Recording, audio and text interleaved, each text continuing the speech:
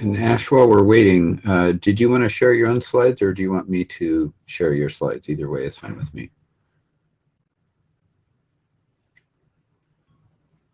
I can share my slides if that's okay. Yep, of course. You know, I don't think I've tried doing this with IETF, so. It's kind of like everything else. You just have to find the right button. So we'll come to that in a minute. All right, let's go ahead and get started. We have, I guess, 71 people in the room. That seems roughly about right. So welcome to the Danish BOF, the second Danish BOF, really. This is IETF 111. We had one at 110 as well. It is July, and we are not in San Francisco.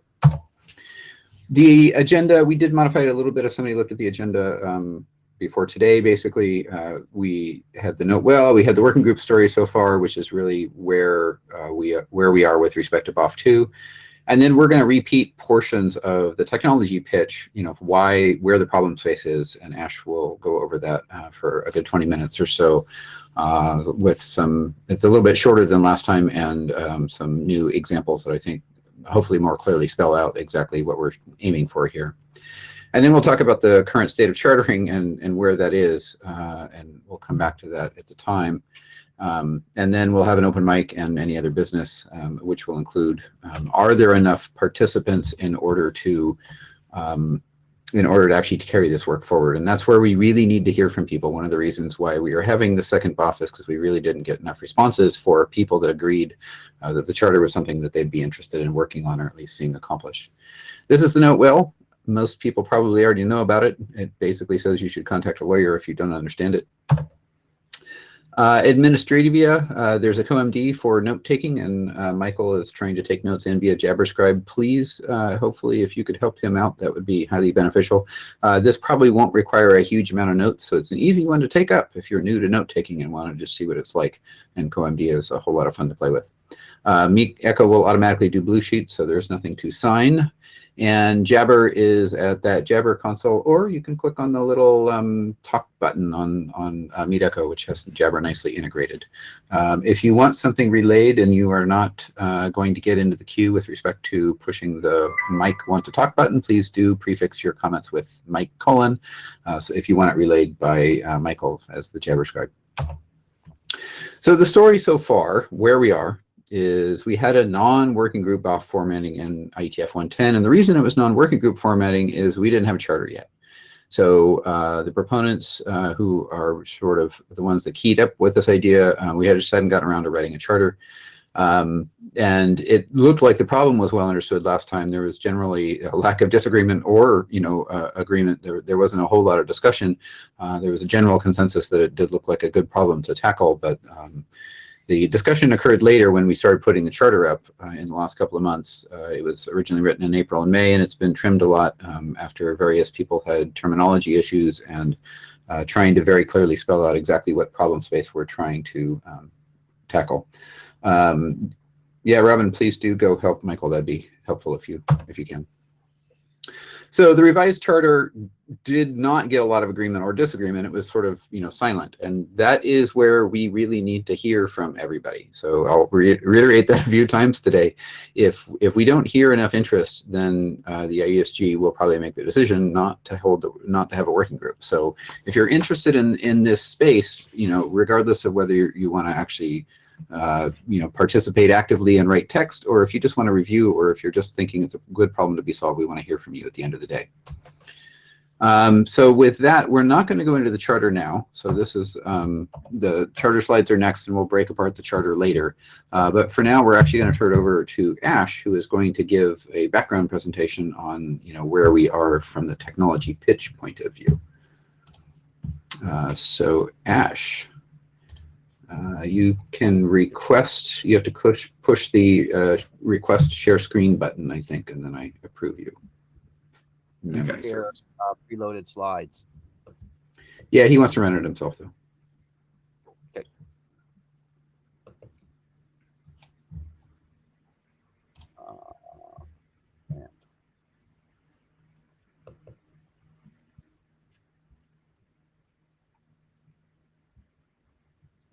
Let's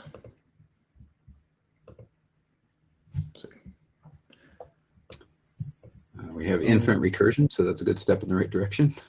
Right.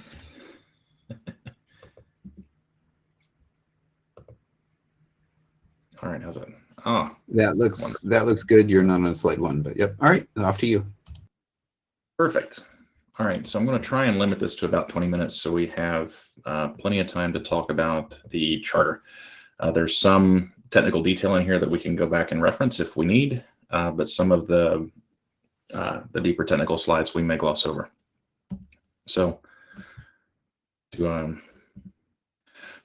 define the problem space. The challenges that we see in the IoT ecosystem is that we have private PKI everywhere, and establishing trust between entities credentialed by private PKI is really challenging when you start traversing those PKI domains.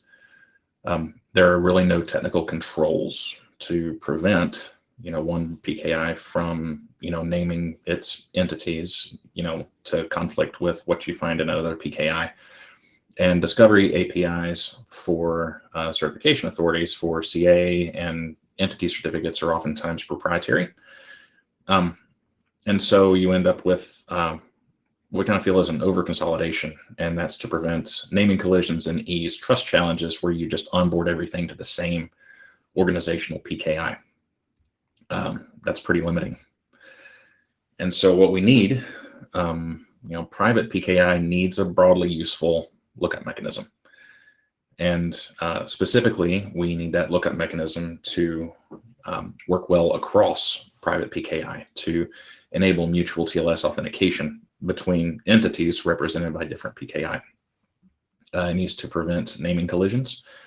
Ideally, it will also make credential rotation easier, and it should work well for constrained platforms because we're talking about IoT and, storage, in megabytes and very limited compute power. And so what we want to do is to create, safe bridges between, what you may refer to these as islands of trust or PKI domains. Digging into the islands of trust problem. So the CA bundle is what makes web PKI work well. Without the CA bundle, then web browsing would really be pretty painful. And so that's really what we have for client identity in IoT. It's just a bunch of private PKI, and it's not, particularly interoperable from a trust standpoint. We really don't want to move, toward getting everything attached to web PKI for client identity. It wasn't really built for that, and that brings a whole host of other problems. And so how do we otherwise get, agreement on IoT roots of trust? And so what we have now is that ends up being, a distribution of CA certs or consolidation onto the same organizational PKI. Because when you have multiple PKI, again, you have naming collisions and consolidation sometimes favored. And once you have the entire organization on the same trust island, then getting communication or establishing trust across organizations, from machine to machine becomes difficult. So what we end up with are suboptimal information flows, right? So this, here's a diagram of a sensor and an actuator participating in the same activity, but their information flow goes up to a hosted platform because each of those has an identity issued by different PKI. And so this is sort of like what you see, what we used to refer to in telecom as from boning, where you have, two endpoints that are communicating through a suboptimal path. What we want to get to is having sensors and actuators being able to communicate directly, especially if they're on the same network segment, and then only go to the platform for, platform necessary communication. So let's talk about initial work areas for this effort. This is one of the slides we're going to skip and go back to if we need to go into detail. TLS client authentication with Dane. The original drafts were developed in mid-2015 by Schumann and Victor, and we refreshed those later last year to sort of encompass what we think is a really good way to bring this into the IoT space. The target use cases for this are IoT and SMTP transport security, these two drafts. One of them covers, presenting a client certificate using Dane TLSA records, and the other draft covers, changes to the TLS protocol to enable Dane client authentication. And so the protocol summary, the client has a DNS name, at that, TLSA records, represented in DNS at that name, carry a public key. The device has the private key, and a certificate can be found in DNS that binds the public key to the domain name. Also support for using a raw public key. The TLS server sends a request message, in the handshake, and then when it gets the response, it unpacks that PKI, that certificate, and pulls the entity name out of the certificate, and uses that to authenticate, what's presented in DNS at that entity name. The TLS extension, sort of going more into the specifics, we have a way of, the client needs to be able to signal to the server that it intends to authenticate using Dane. And then the server, when it requests that, when it gets the response from the client, and TLS 1.3, this is carried in the encryption in an already established encrypted session. With TLS 1.2, there are some privacy considerations that we should consider. We propose a couple of different naming conventions. They are not exclusive, and they actually work together. The first one we'll talk about is a service-specific client identity, and that's where you have perhaps multiple identities associated with the same entity. And one of those in this, as represented on the slide, might be an SMTP client. There may be multiple certificates or public key identities associated with relay1.example.com. Looking at specifically the IoT use case here, we have the organizational domain and the device name separated by an underscore device label. And what this allows us to do is it allows us to delegate that, because we expect that you're going to want to tie that DNS zone to a certification authority, right, via that proprietary API, and then allow DNS to become that lookup mechanism for that private PKI that's managed in another system. That carries certain security considerations. You don't necessarily want to, to have that sort of, other DNS zones may not have that kind of churn, right? And so being able to have that delegation point gives us something visual where we can see that, okay, we have devices under this point in the DNS tree. It prevents, Web PKI from issuing recognized PKI to entities represented under that point, because there's an underscore label. And it sort of gives us a way of kind of compartmentalizing, risk in the case of compromise. And this is what a record might look like.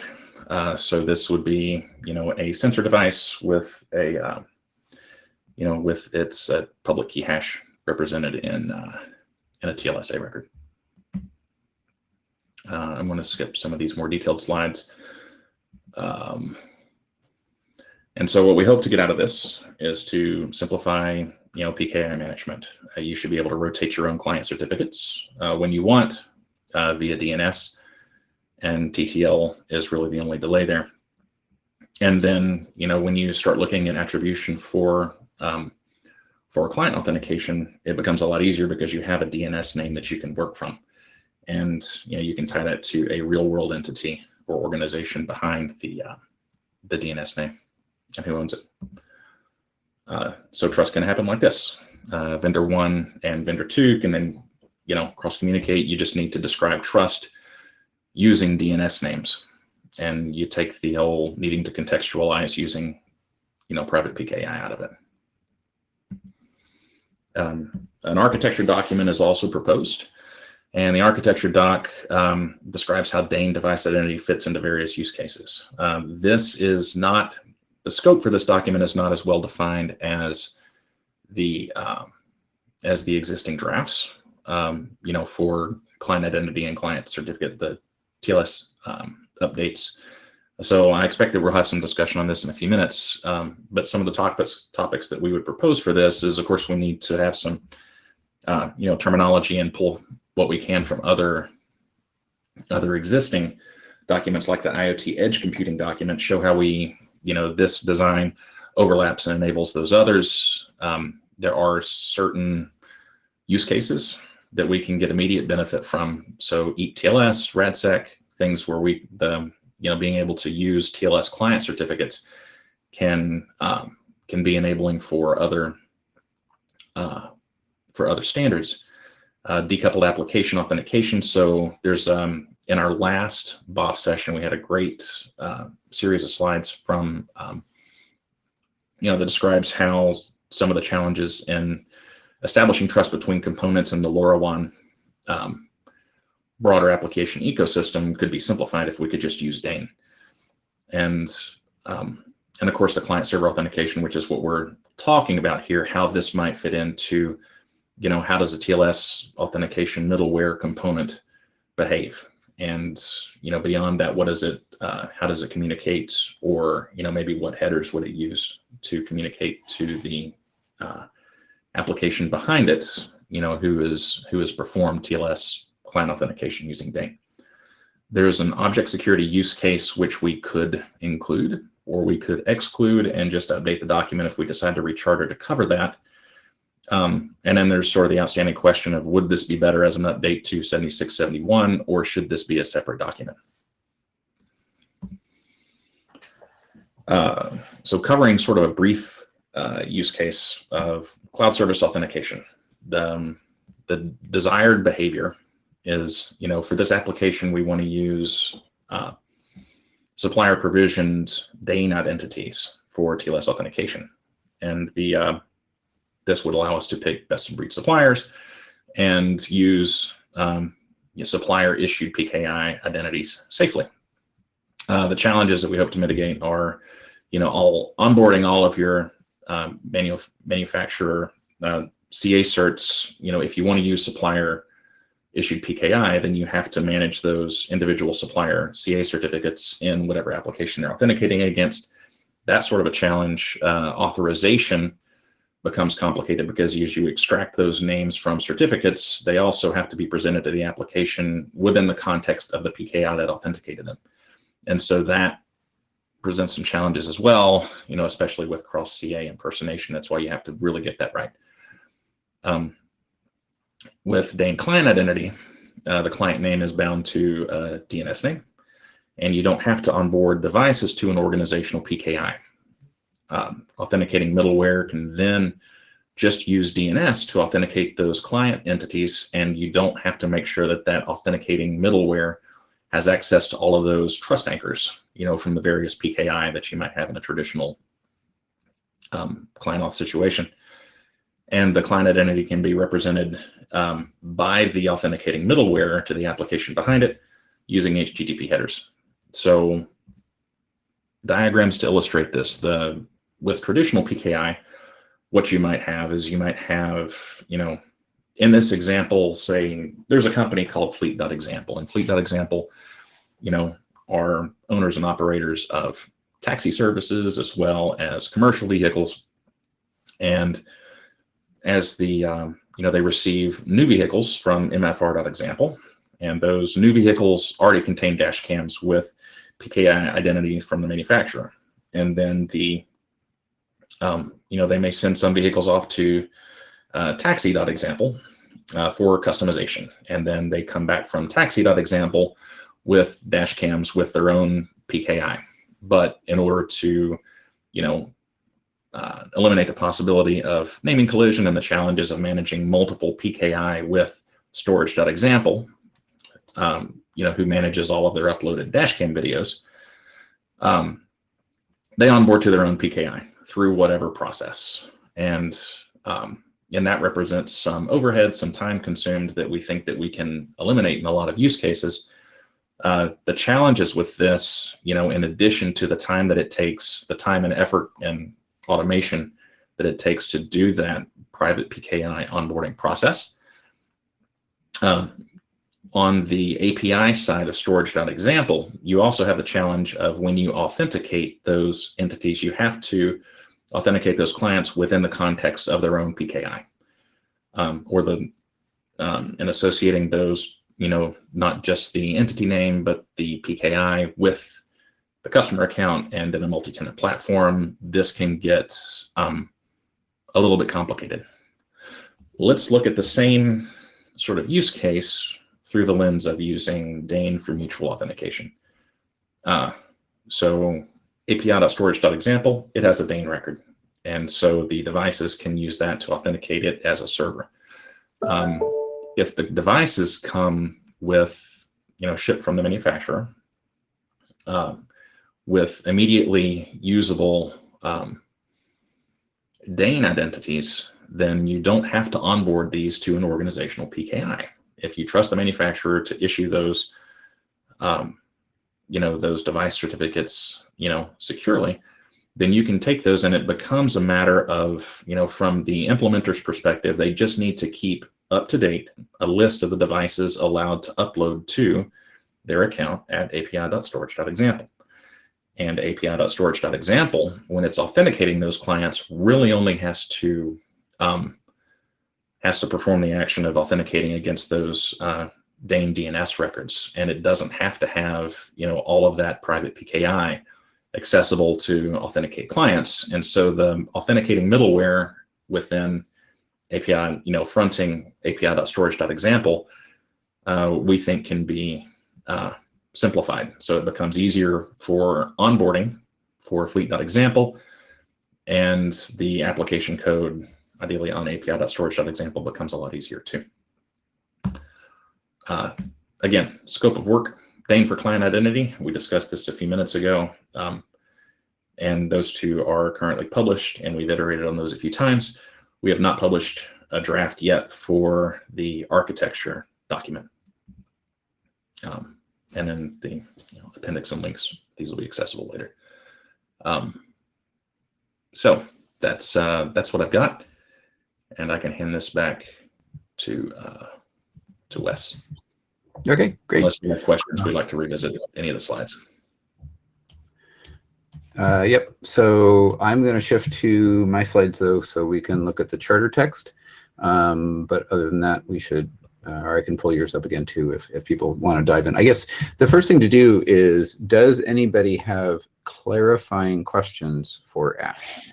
Right. So let's not go into this is the wrong approach, this is the right approach, this use case is wrong, my use case is better, this is the wrong technology. I only want to know, is there clarifying questions of stuff that people didn't understand? We'll get to the rest of it in a minute.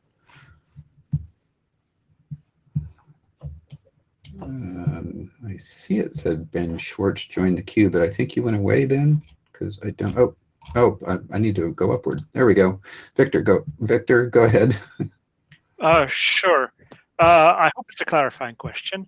I'm wondering whether any of the manufacturers are actually inclined or interested or have plans to do anything like this.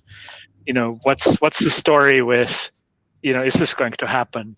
And the other question I have is, on the client side, how likely is it that people will expect manufacturers of devices to be around in the long term to continue to present their Dane, records in their zones, or is this just an onboarding technology to get initially, reparented into a private PKI on the consumer side? Kind of clarify, where are we going with this, if you like? So I think it's kind of a clarifying question. I'm not challenging the use case as such. Those are really good questions. Ash, go ahead. So I would say that, specifically the concerns about,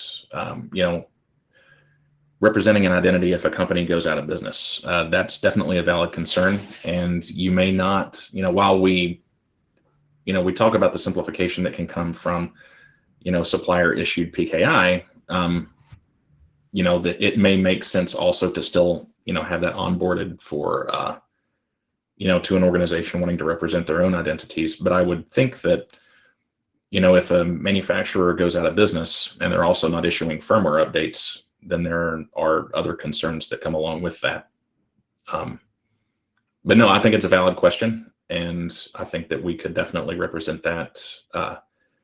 You know, I think the architecture document would probably be a pretty good place for us to represent that. You had a second question, and I'm sorry, it skips my mind. What was your first question, Victor? One was who was going to be implementing stuff too, right? Is there definite use cases where I guess there are companies that are planning on using this technology? Yes. Yes. Okay. So to some extent, I think we can take that post charter when we try and figure out, is there people in this space that want to participate? And one of the questions for participation is, are there people in the space that want to do implementation? So we will come back to that later. That's a valid question, Victor, but let's table that for the moment. All right, Ben? Hi, Ben Schwartz, Google. So my question is the benefit of this arrangement essentially that it allows you to securely give devices human readable names?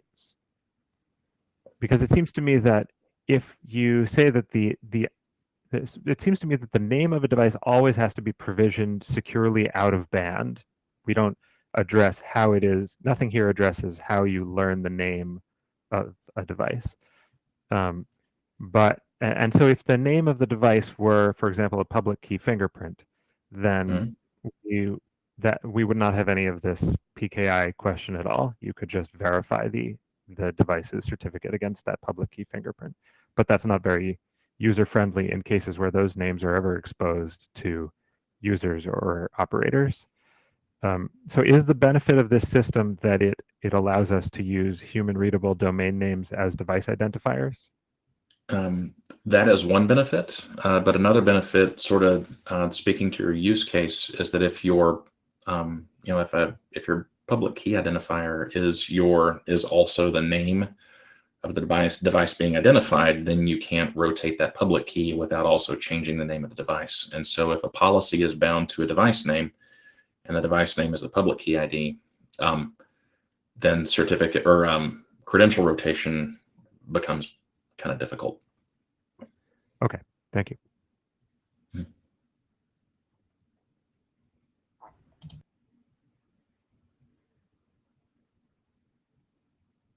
Muted, Wes. You're probably trying to tell the next participant to go ahead. Yeah, so if Carrie Lynn, that is, if there should be a microphone button underneath your name, and you can just click on that and it should allow you to start talking. Oh.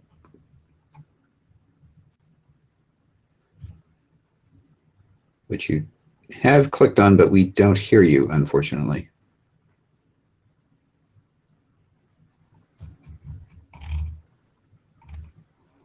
I'll give you one more second to try, but otherwise you can type your message into chat if the audio fails.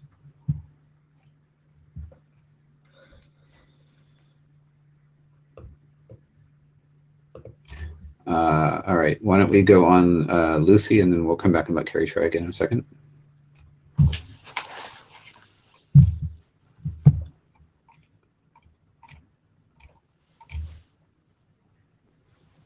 Lucy, you want to talk?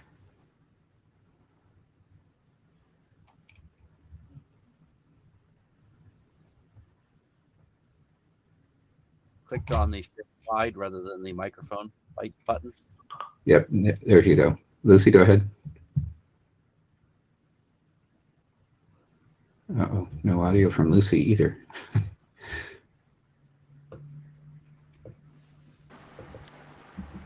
Oh, wait. Double permission and need echo. Yep. What happens when for the it. legacy domain gets transferred to a new owner?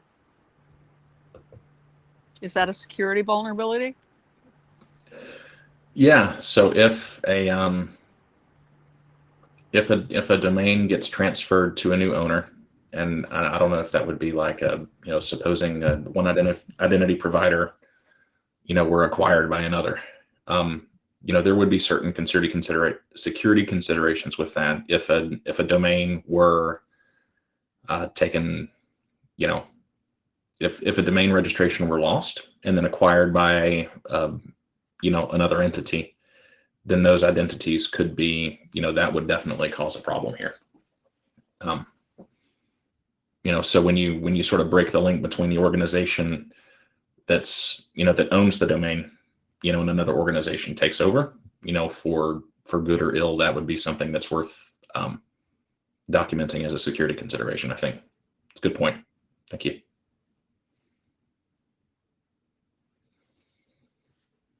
To that question, right? There's the half of what happens when a taken over domain, you know, changes control of what certificates are accepted by adding and removing names versus who owns the private key, which stays on the device.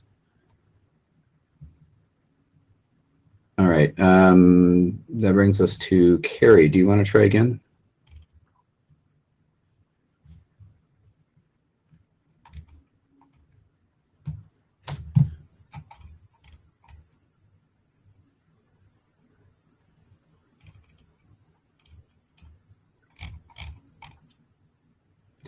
All right, don't hear from Carrie. Come back, I guess, Carrie, when you want, or type your note into chat. In the meantime, I think we are at the end of clarifying questions, it looks like, at the moment. So we will dive into charter next, which was the next item on our agenda.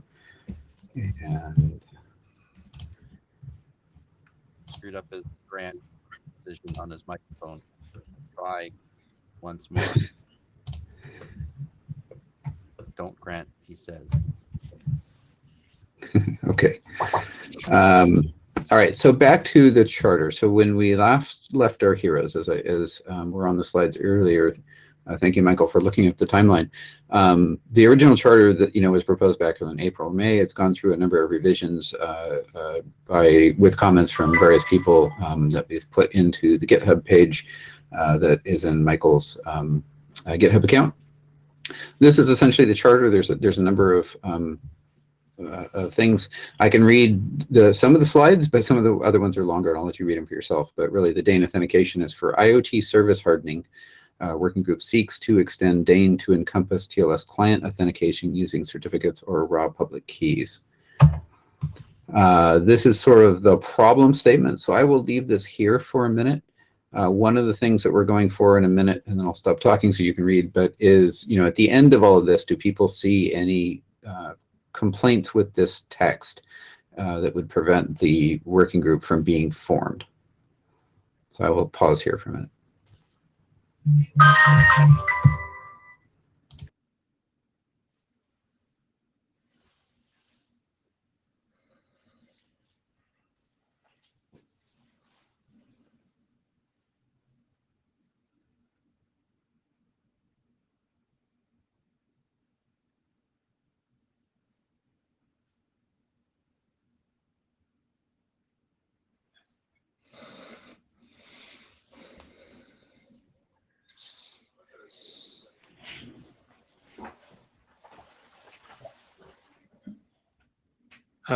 Wes? That's what. So I guess I owe you some suggestions, which I haven't yet come up with, for even clearer statements. I don't think I'm disagreeing with the intent, but I think it could be stated better. So Victor, I took your suggestions that you put on the list and I put them into right. It's pretty words. close. Yes, it's pretty close. I might yet do another pass at it. Well, yeah. So here's the deal. We do not want to wait for your endless, right. twiddling with the text. So unless you have objections why this is absolutely fundamentally wrong, I don't want it to uphold the working group. We can change the charter after the working group is formed. Okay, fine. But, okay, thank you. It's close, so good enough. All right. Good. Okay, thank you. So let's go on to the next page, which is more about the problem statement in part 2. And I will leave that there for a minute.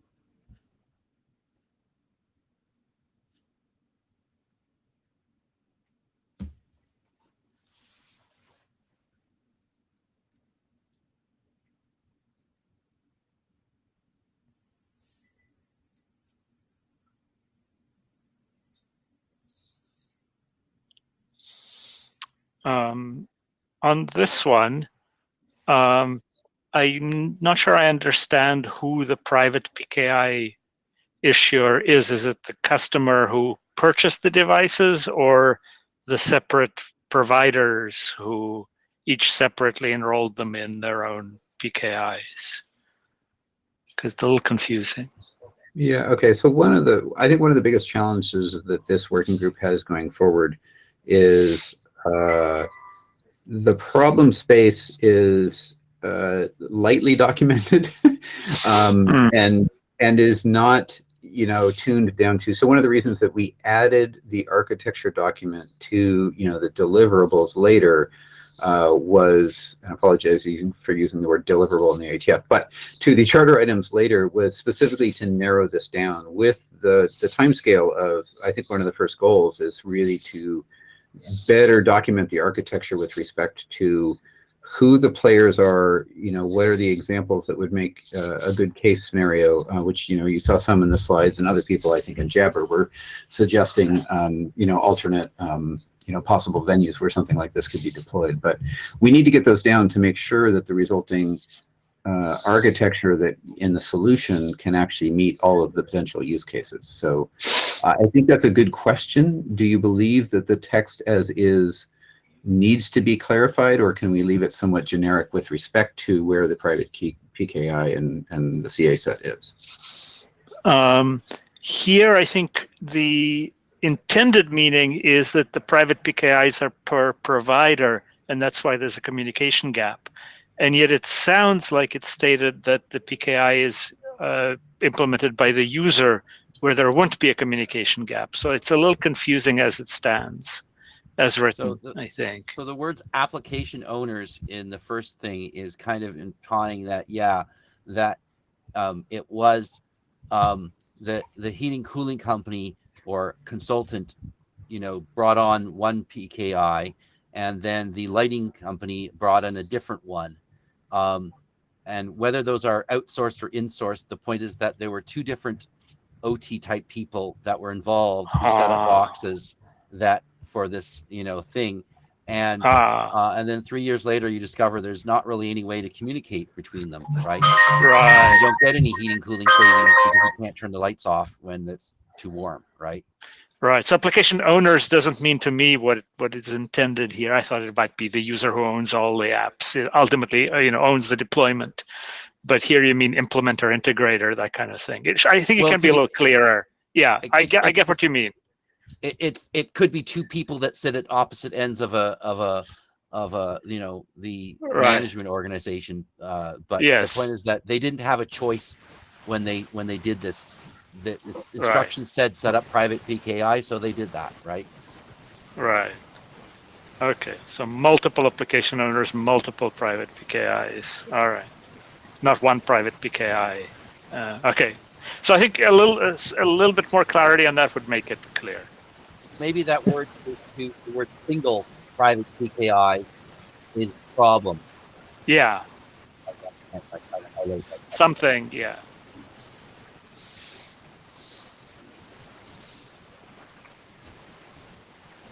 Well, let's see if this works. Intent is not It's not saying to hear me talk. I'm perhaps too close to this particular use case. For me, the wording is really quickly. That would and be a good Victor's thing. problem with look at it with maybe this All right, thank you, Victor. It's all over, resulting in the two supply. Oh, don't get me off. Okay, then it's post to the list of the giver. Sorry.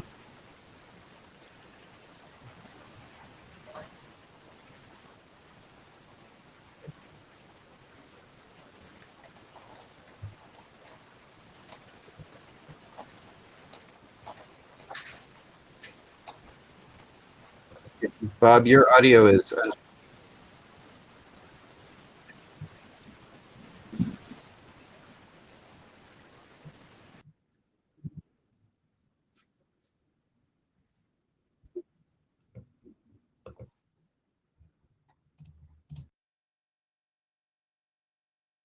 Audio was not any better, unfortunately. People are saying that it sounded the same as yesterday. Can you post your comment into Jabber, and somebody will read it off for you? In the meantime, I'm going to go on to the next slide, but we can come back to this just to let people read up. But we can come back to this when Bob posts its note.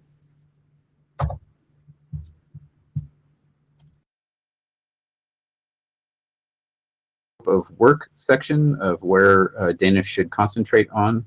If we did discuss at the end of the last BOF, not to go overboard and not to do to find solutions for everything under the sun, but keep it down to primarily authenticating clients to infrastructure and not go into some of the more extravagant, possible other protocol modifications.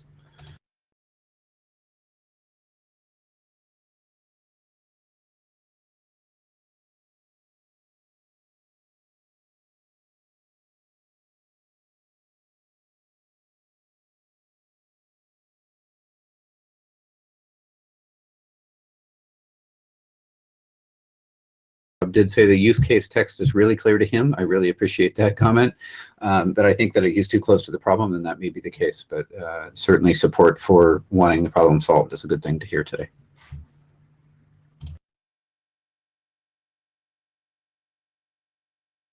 Oh, Bill, you can go ahead. Go ahead, Bill.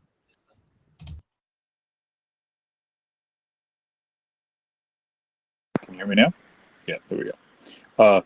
Sorry, I just wanted to chime in and say that regardless of the IoT use case, the client authentication is really important to me, and I've got a lot of people sort of hung up on wanting TLS client authentication for DNS connections, so that by itself is completely sufficient justification for me. Thanks for the feedback. So we are on something that I think was just discussed in the chat about the relationship between this and SMTP start TLS client auth, and we don't have any words that say it's not for TLS or SMTP, but I also think that we just didn't want to, or at least I didn't want to make that a bike shed kind of issue. I think that's something that we would reasonably recharter if we needed to do that. That's my take on it, but I may not have the only view on that. All right. Miyako is giving me a warning. Can you hear me, Michael?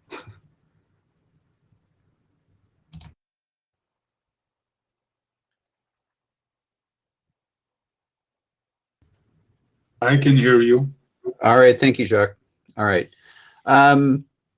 So I think there's a number of ways that we can take this, conversation. We definitely want to hear from people that want to support the work. We want to hear from people that, probably think it's the wrong direction because this is a BOF after all. But hold on, Victor, before we dive into the exact question next. I think the first question we need to tackle is actually the charter itself, right? That's where we left off last time, and that's where we left off on the mailing list. So before we dive into, technical feasibility of the various implementations, the real question in my mind is, are there any charter modifications that need to be made if this working group is forming? And that does not mean that if there are no modifications to be made, the working group will definitely be formed. That'll be up to Roman to sort of help us determine that consensus. But any remaining topic of conversation on the charter text itself and its scope. Victor? Say that the charter as written, I think, is reasonably inclusive of SMTP client auth, and I would implement it per whatever drafts come out.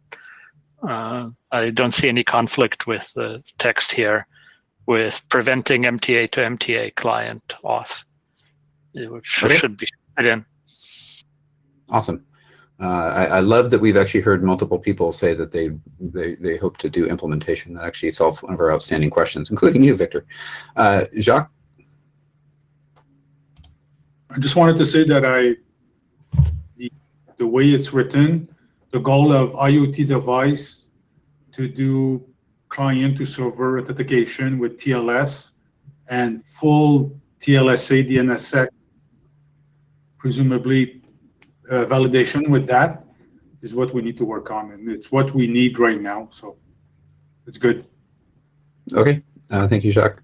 And then Bill posted a note that I'll reread here, which is that I'm fine with what's there, but I guess I de-emphasize the IoT stuff to the degree necessary to make it clear that there are also a lot of other use cases. And I think that's actually a very fair comment. It seems to be that there's people chiming in with other use cases that they want to do. Really, if we take IoT out and leave it a little bit more directed toward just client TLS authentication, maybe that would be generic enough, where IoT would be one use case. And that caused a lot of people to stand up. That's good. Brendan. I'm trying to understand exactly which class of IoT devices this is aimed at. And just to give the context for that, if this is working through DNSSEC, then that means there's going to have to be public key operations anytime that you try and form a new relationship with a new device. So that means that if you're talking about battery-powered IoT, you're burning device lifetime every time you do this. And given the refresh rate of DNSSEC, that means that you pretty much have to do it once a quarter. Correct me if I'm wrong, but I'm pretty sure that's how it works. So that means that you are looking at prescribing devices which are not, powered on a coin cell. At least that's how it looks to me.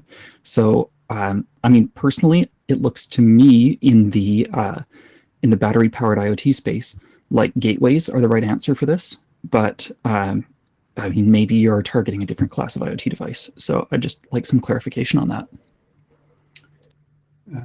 Ash, you have a response? Yeah, I think that's a great question. So the super lightweight stuff, I don't really expect to, very often those won't even be establishing TLS connections, right? And so if you're talking about, the decoupled use cases, where you may have something that uses something like LoRaWAN for communication, I think you can do, some loose IP type communication, but it's not the default, right? And so you're looking at something that beacons out, and they don't use public key encryption typically. Well, I mean, this is what DTLS is for, right? Yeah. I mean, you establish a session and it lasts for a long time. So yeah. This is, I would expect a gateway type solution for this, where the gateway is a third party in the communication and it manages these interactions. And that's why we have DTLS with long-term connections. Good point. We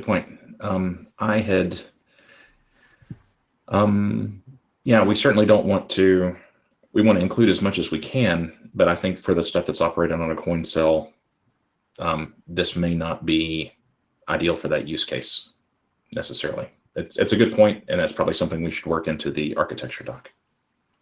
Okay, thank you. Mm-hmm.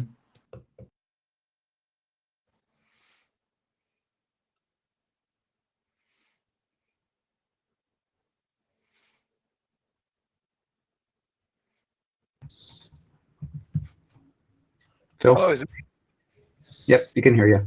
Yeah. So I think that you've got a really straightforward problem here that really fits Dane's capabilities very nicely, and one that just doesn't and is really complicated. I mean, like client auth for SMTP start TLS, I think it's a no-brainer, and I just thought had been done in the first place. There's absolutely no reason why server search should be considered some really special type of certificate, because the only difference between client and server in the SMTP case is the client starts the conversation, the server responds, but they're using DNS names to identify things on both ends. And so that's something that makes perfect sense to me. Now, the IoT world, on the other hand, I mean, like, it's not at all clear to me that that DNS is a good fit. DNSSEC looks like a really poor fit. PKIX looks like a really poor fit. And we're trying to match all these together and that's a really, really complicated endeavor. And I think that if you're going to go ahead with this, do the TLS client auth first, because we're going to need that anyway, and make the IoT stuff. I mean, if they recharter, and if they, but even then, I mean, like, that's just not the way that I would do this problem at all.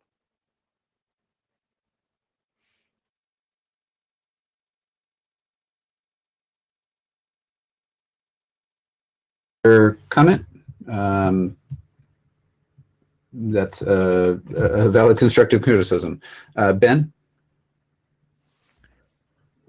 Hi.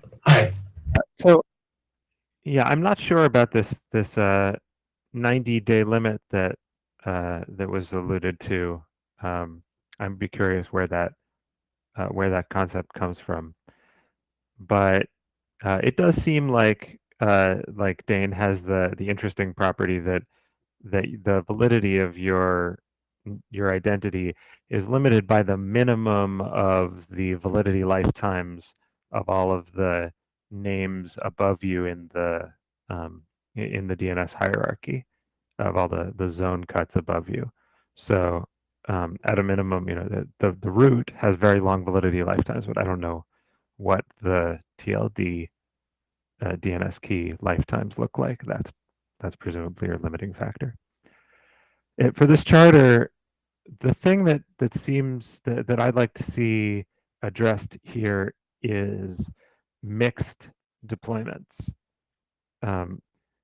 So in general with Dane, if you're presented with with a DNS name and you know that you're in a Dane context, then Dane works very well. And in my view, the biggest problem that Dane has had is that if you're presented with a DNS name and you don't know whether you are supposed to do Dane, then Dane does not work really at all. And so in the web, where there's a pre-existing PKI in play, the Dane doesn't work well because you don't know whether you're supposed to use Dane when you're in the process of looking at a name. I think that a similar problem applies here, where you have names that you have pre-existing deployments of various kinds of, whether we're talking about TLS client auth or IoT applications. You have pre-existing deployments. They have their own identity systems. In some cases, those identities are DNS names, in which case they're not using Dane today, and you need to somehow interoperate with them. And in some cases, those identities aren't even DNS names at all. So I would like to see that addressed in the charter, either to rule it out and say that this is strictly limited to greenfield applications where you can be Dane only from the ground up, or to say that we're really going to try to figure out what you do when it's not initially clear whether Dane is in use. Thank you. So if I can summarize that, you want to be very explicit about the different authentication realms that might be mixed or standalone in isolation. Is that sort of the recap? So structure in terms of solutions, I think that if you wanted to support this, what you'd need is some kind of agreement, for example, on the format of a name, where names of a particular format are guaranteed to are indicated that as using Dane. And maybe that means that your identities aren't as simple as DNS names. Maybe your identity looks more like a URI, so that there's something else in there that can be a flag to say yes, and use Dane to validate this. But for the charter, yes, I think we just need to be clear about scope.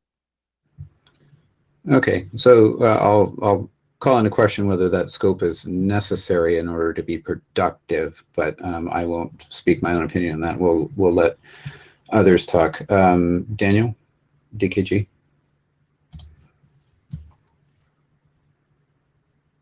Victor, I'm not sure if you can hear me.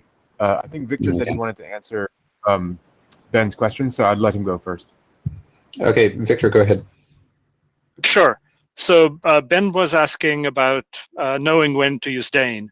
and it's pretty explicit. You use Dane when there are TLSA records published, which can even specify whether to use Dane alone or whether to use Dane in combination with the Web PKI via the PKIX usages rather than the Dane usages. So Dane usage is self-discoverable and without downgrade, at least if you trust DNSSEC. You have a denial of existence protection in DNSSEC, so it's a downgrade-free mechanism for discovering when Dane can and should be used. And the naming is all specified, at least for servers, _port _protocol, TCP or UDP, .fqdn. If that's published, then you use Dane. It's pretty straightforward. That's how it works in SMTP, where it's not a priori known whether to use it or not. Dane is used opportunistically by discovering whether it's applicable. So that question solves itself. And it can solve itself in additional contexts, including in the web. The main obstacle to using Dane in the web have been objections about latency and also about availability of DNSSEC in various captive portal or broken home CPE or various other environments where clients rather than servers find themselves with crippled DNS. So there are issues on that front, but not issues around discovering whether Dane applies. I also wanted to comment on the battery-powered thingy, but maybe I should let DKG speak first, since he let me just answer this question. I think Ben has a response to your. I think Ben has a response to your response. Right. So, I mean, I understand that, but I think that the things get a lot more complicated. First of all, when private PKIs are in play, because private PKIs are typically configured to override other forms of authentication. They have priority. And so there's a priority conflict between Dane and your private PKI.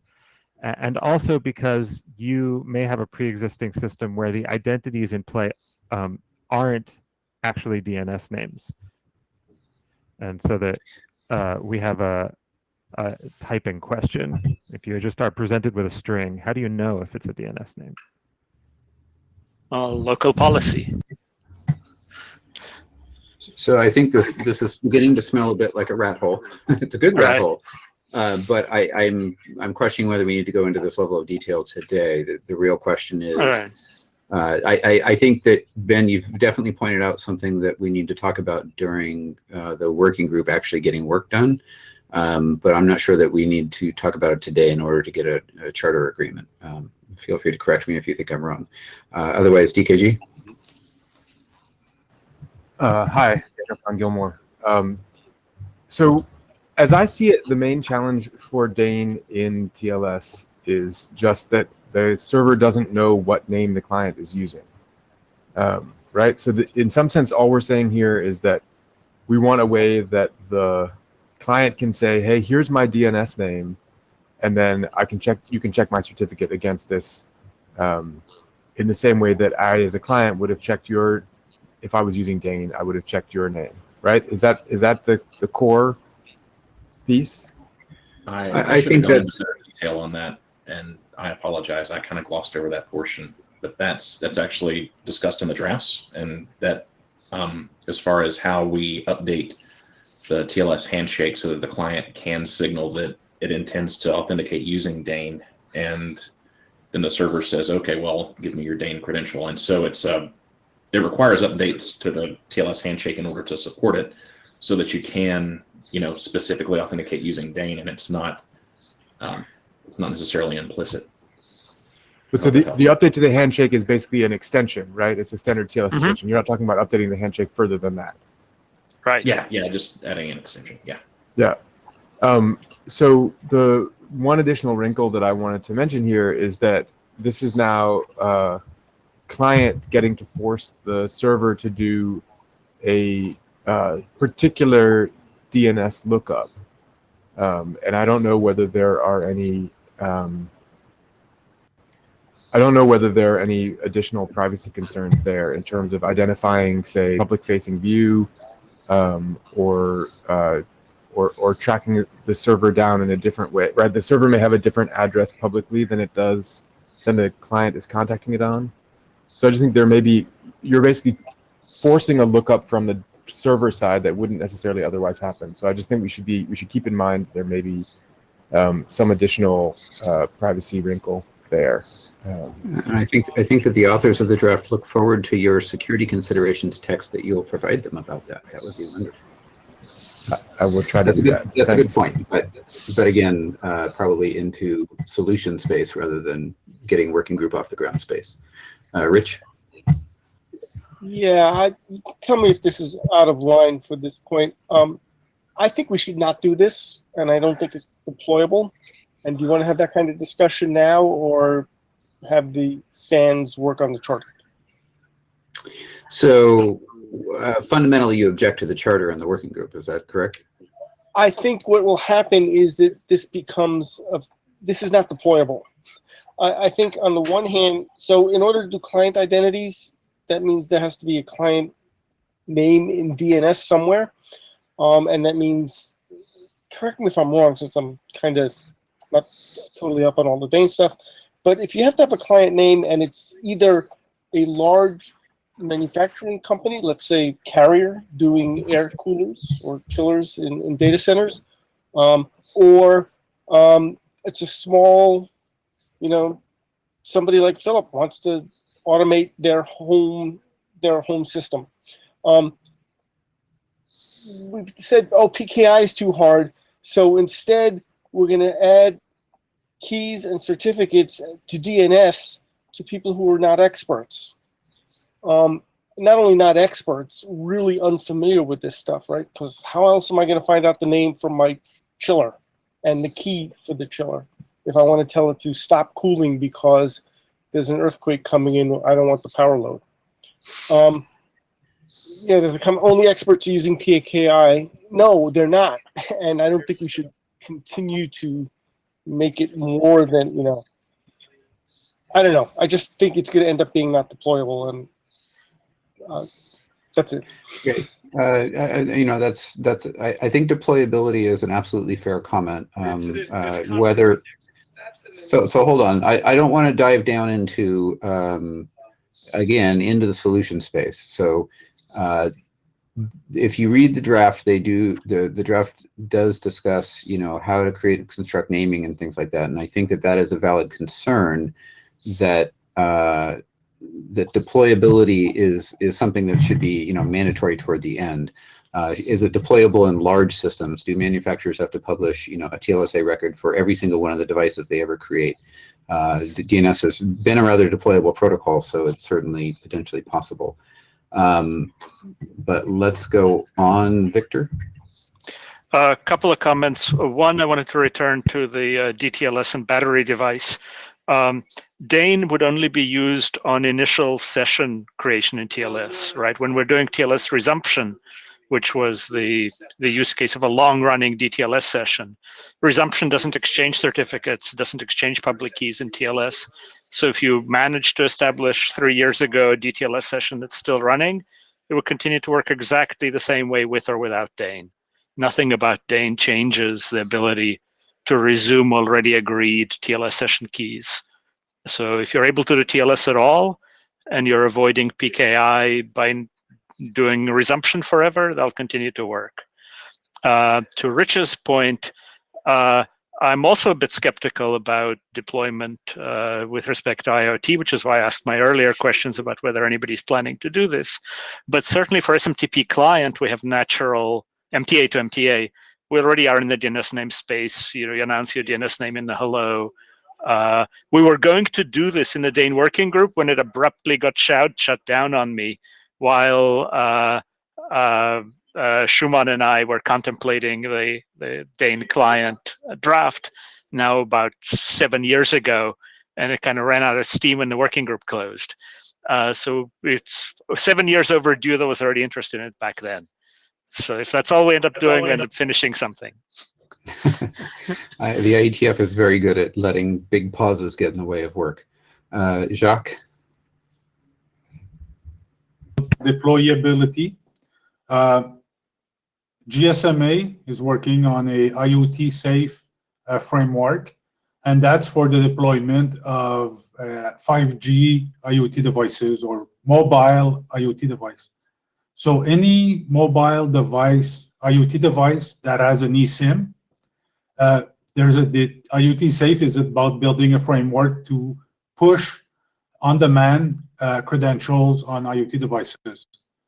And Danish, having TLSA records for client identity in the DNS is exactly what we need to make IoT Safe scale at the levels they want to do for 5G deployment. So it's very relevant for our, and then we actually have about 100 devices that are deployed today with this. Yeah, I will say that the number of people that said that they're thinking about implementing it or have talked about deploying it sort of pushes back a little bit on it's not deployable, because clearly people have ideas on how to pull that off. But that's a good, again, future discussion for ensuring deployability happens or solutions in that space. Bill? Address Rich's point about deployability.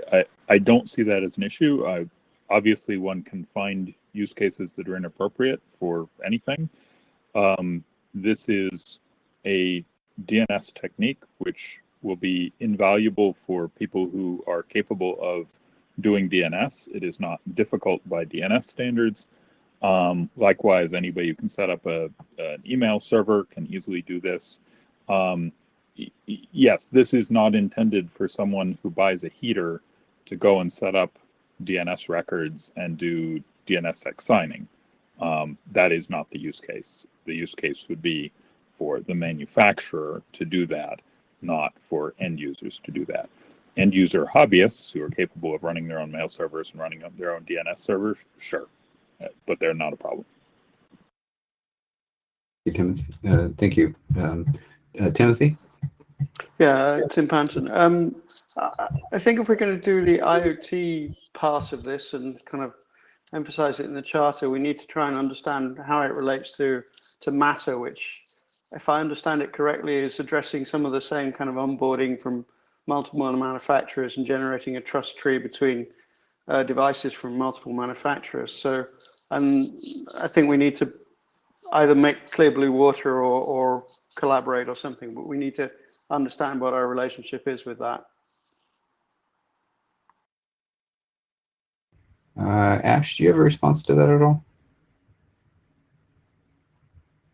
I'm not deeply familiar with Matter and the way it's put together, but my understanding is that it does operate a private PKI, and there are onboarding processes with that as well.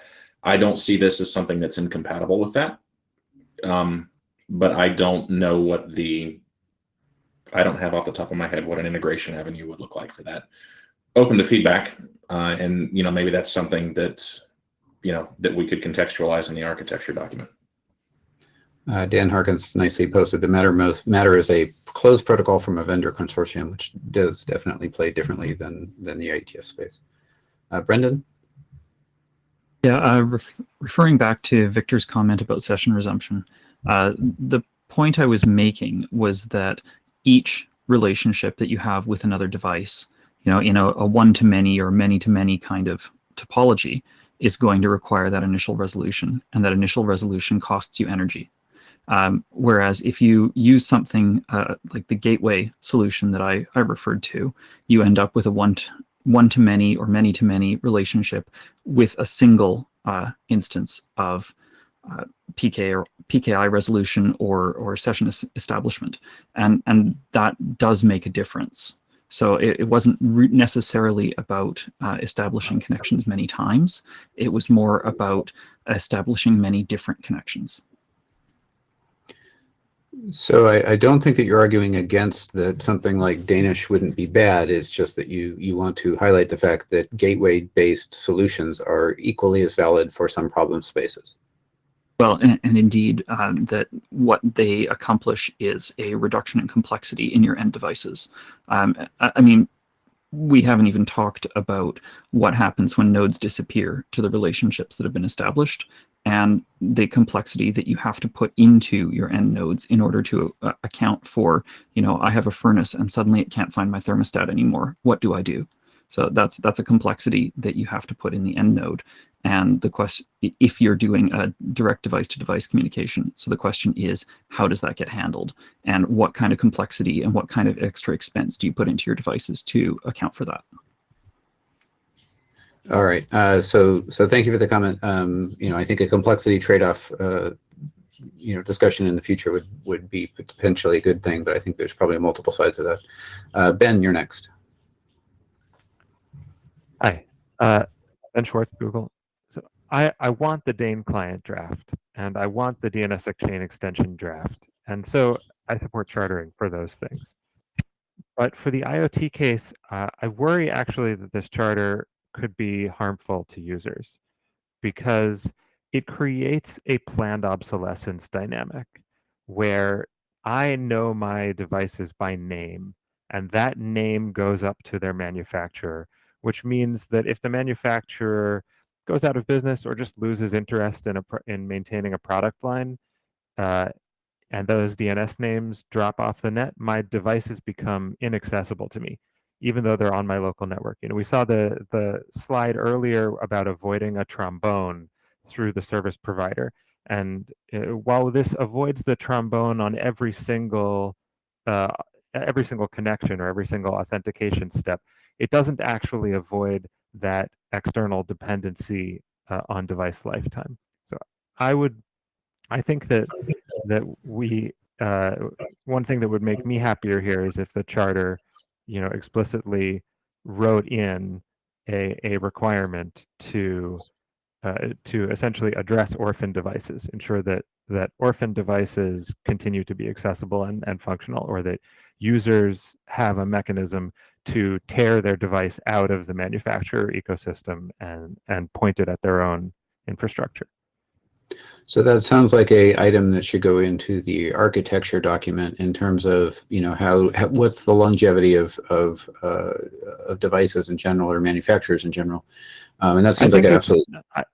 I think that it's a charter item because it generates substantial technical work. For example, it might generate some technical components that resemble something around the domain connector or the CDS record, the systems that we have for trying to manage a parent zone.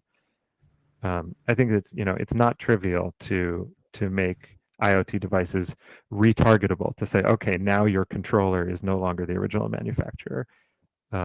It's a big project, and but I think that has to be in charter if we want to pursue this. All right. I thank you for your point. I would say that Danish is not the only place with that problem, though. But fair point.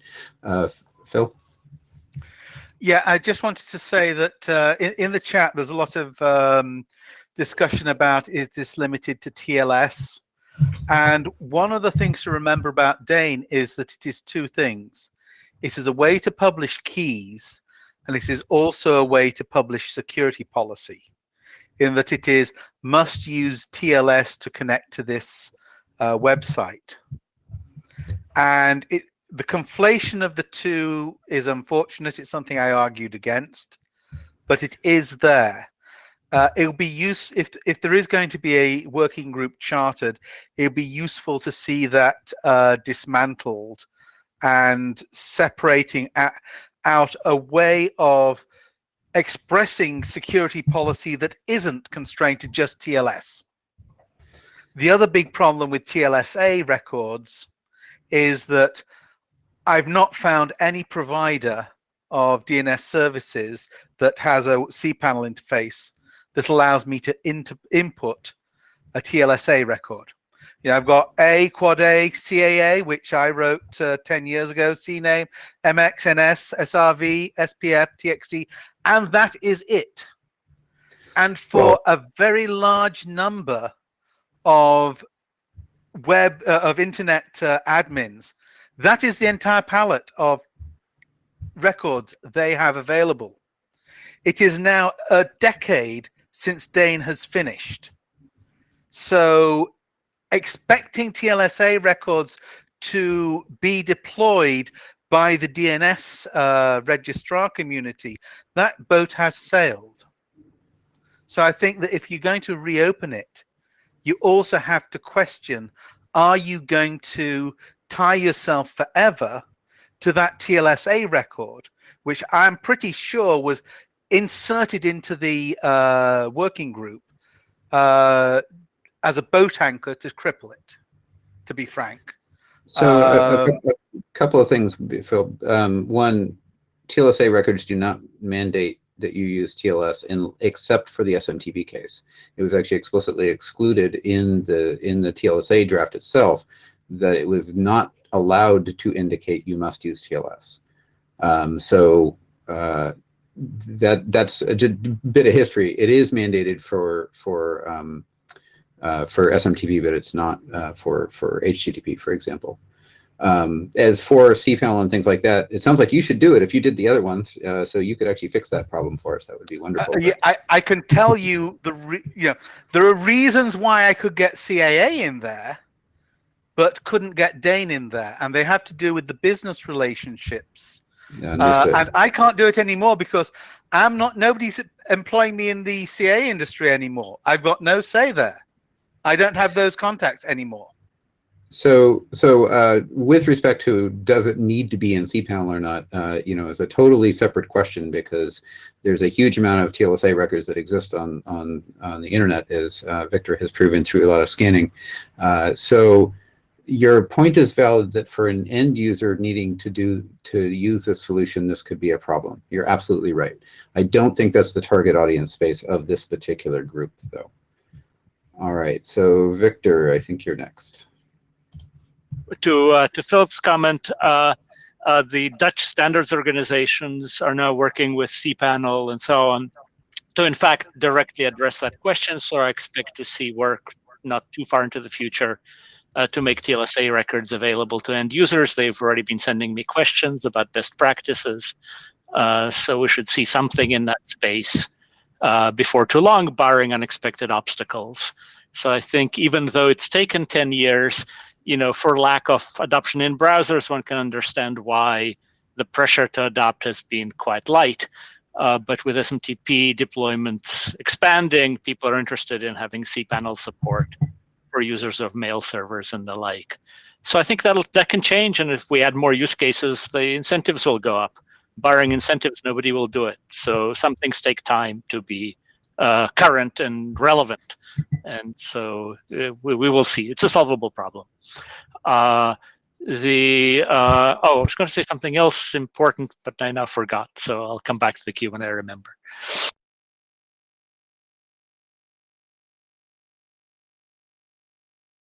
Here in the queue. I wanted to understand Phil's comment better. As far as I can understand, the only reason I would need a TLSA record in my cPanel is if I was using it for SMTP uses. I can't understand when it otherwise. Now, Phil writes, if I can't take control of the device, I don't want this at all. Well, that's not, I think that is completely out of scope, because none of the other systems are promising you to take control of the device. So I'm all for taking control of the device, but I don't see how this helps you one way or the other. So I don't think it matters that you have cPanel access or not, because it's the manufacturer that has to put this name in. If you want control of the device, then buy a device that's you on board. And I also wanted to say something about chip matter, and I couldn't say it because my microphone broke. So the spec is not public, and my impression from what I've understood about from Ash and Schumann is that the target use case is definitely outside of the home, and it is at a different scale of things that really doesn't have a lot of overlap with matter, even if we think that home devices will round up in hair salons. They're not going to be running, as I wrote, the Chrysler building. That's my take, my understanding of it, but I can be corrected. Okay, thanks, Victor. On the topic of the DNSSEC chain extension, that will be RFC 9102, published any day now through the independent stream. we've finally gotten it wrapped up. It's in auth 48 today and should be done, within a week or however long auth 48 takes. So RFC 9102, look to read it soon. Thanks for the update. All right, with that, we've drained the queue. So what I would like to hear from next is there's certainly a lot of interest within the audience as far as my read goes. There's a few people that are critical of it, and it makes perfect sense. And there's a few people that have pointed out technical difficulties and things that we need to overcome. So Roman, a quick call out to you. If there's things you definitely want to hear from next, please let me know. Oh, you already were typing. I'll get back to that in a second. What I'd like to hear from in the meantime is who is willing to work in this space. And, there have been some people that have spoke up that have wanted to implement, but, do we have enough forward movement within people that are willing to participate and review and participate in mailing list discussions and things like that and implement? Anybody have comments with respect to that in terms of desire to move this work forward? Assuming, we agree on all the charter text at some point. Victor? I don't know anything about IoT. Well, so this is, potentially one of the considerations was we make this a little bit more generic and talk more generic about client-related stuff, of which IoT falls into that. So. Roman? Note. I mean, there were a couple of parties that definitely have voiced we should use less IoT words. We should generalize that. That can make kind of perfect sense. I guess I'm trying to understand how much that's technical. We need better technical constraints, and how much of that is editorial. So the thing that would be interesting for me would be, for a second, let's ignore everything above the work items. Let's stare at the work items. Is there something too IoT specific in there that wouldn't allow for a general, kind of the general use patterns we discussed?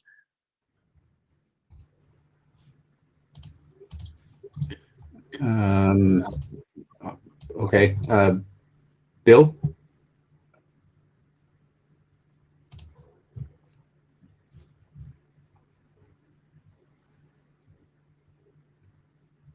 Don't hear you yet, Bill. No. So again, I've got nothing against IoT folks, and more power to them if they can find ways of applying this and solving problems and so forth. I just need this for DNS, and I would love to have it available for the SMTP folks as well. And so I just don't see a reason to throw IoT specific references into a general purpose technology that we all need, because that's just going to get IoT rat hole conversations tying up the work.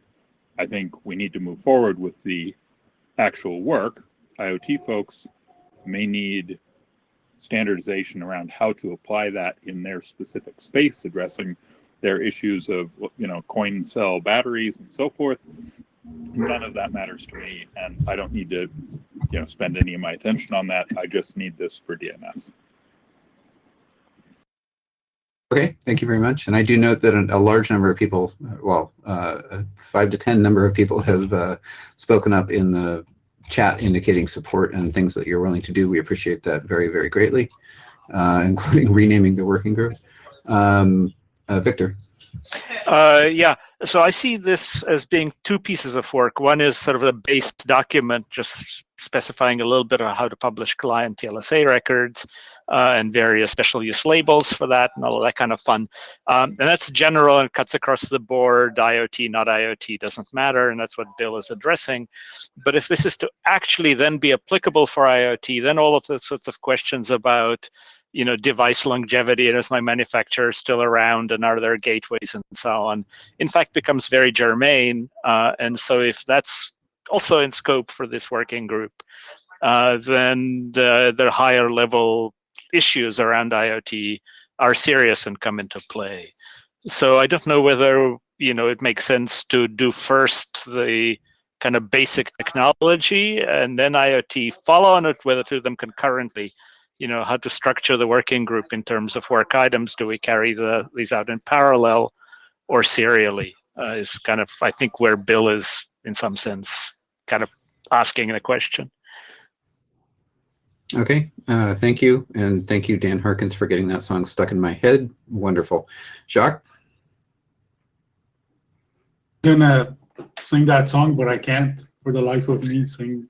So I like Dan's, the IoT part is causing an issue here. Like Bill said, I support this. So, but we need to have client server mutual TLS connection, 100% DNSSEC. We need that, irrespective of IoT device or whatever. So, +1 for dancing. All right, Phil? In agreement. Basically, it seems like a no-brainer to me that if you can charter the working group around extensions that will be servicing SMTP Start TLS, that's going to be a much more constrained and tight and narrow charter than one that is trying to solve IoT. If you're looking to solve IoT, if you produce me a requirements, I would like to participate to be in a requirements for IoT. But the solution that I've got in mind and running in code doesn't involve DANE or DNS at all. And I just don't see that they're relevant to solving the types of problems that I see in IoT. And so I think it's really two working groups, one of which you can charter now. And if we're going to do an IoT group, I mean, yeah, that'd be a good thing to do. But why tie it to this particular technology when it may not be the one that is appropriate to the IoT problem? So let me stop for 1 second and say that I think that there is general consensus in the room based on all of the comments and reading of the text that we will remove IoT from the charter and make it more client-specific oriented. I don't think we will tie it directly to SMTP client authentication. That is way too narrow based on, I think, all of the comments that we've heard today. So my plan is that we will do some wordsmithing, and we can even do it live, as Roman thought about as well, to remove some of the wording around IoT device and really tie it toward client identity. And then we'll need to do that wordsmithing, basically. All right, I think that's sort of the end of the list of questions that I in particular want to pose.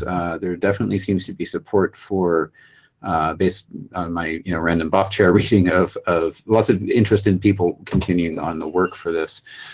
So Roman, is there anything else you want to hear from us? I'd be happy to shift into live text editing, but I kind of want to wrap up the exciting parts before we do something like that. No, I mean, I would concur exactly with your summary. I hear that there's support for the work items. There's some concerns about the framing, and it sounds like depending on the choice of the framing, for example, if IoT is chosen, there's a desire to put additional constraints on what that solution space would look like. I don't know, but it would seem like if that specific application domain was removed, perhaps the need for additional constraints in the charter would be removed, and that might be easier to move forward. I also like some of the suggestions I've heard with multiple speakers that we shouldn't be overly ambitious. We can recharter as we want more, but if we could start we could start from a core body of work we all agree on, and then we can incrementally add more scope. I prefer that just so we get started on the work. Can you give us some words of warning with respect to what happens if we refuse to work on a charter on the mailing list, or thoughts on what we should have as a deadline for getting a charter approved by everybody? Sure. Do you see that bus coming? Sure. I mean, we don't want to. So listen, we had a BOF last time, and we walked out of it, and there was general excitement about we thought we understood the problem. Then we got to the specifics of the charter. We tried to pull it in every kind of direction, and we heard crickets, and we got no working group. We're entering the second time to kind of talk about the BOP. I think we need to set aside potentially all the dimensionality of this and find what the MVP would be that we all can agree on and make some progress here. And then based on that experience, we figure out what additional scope we want. Okay. All right. Anybody else have, I guess, from an open mic, point of view, things that you think that we should definitely, we have missed discussing today that is important before the formation of a working group? And I'll give a few minutes for that. And then I think we will shift into, we'll do some wordsmithing on the charter live. We still have a half an hour left. And that's always good fun. But that may let some of the 112 people that might be bored watching charter text fly across the screen. Victor? I have a question as to whether it should all be in scope to update 7671 a little bit with hindsight from 7 years of deployment experience. Should that be re-examined at all, or do we just assume it's close enough? It's not so bad, but there are things I wish I would have done differently.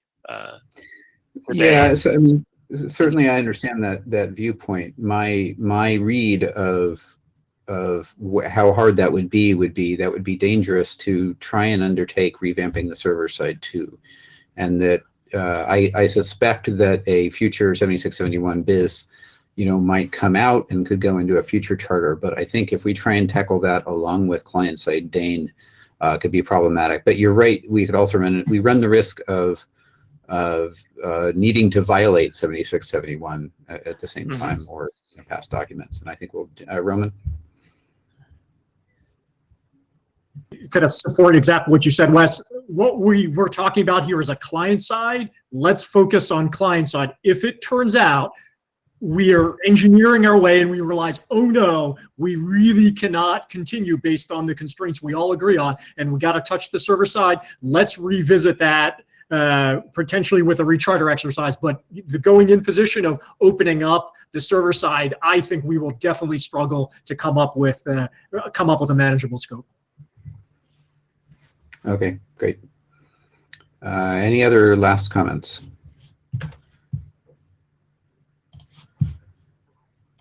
All right. Roman, you owe me for this. All right, so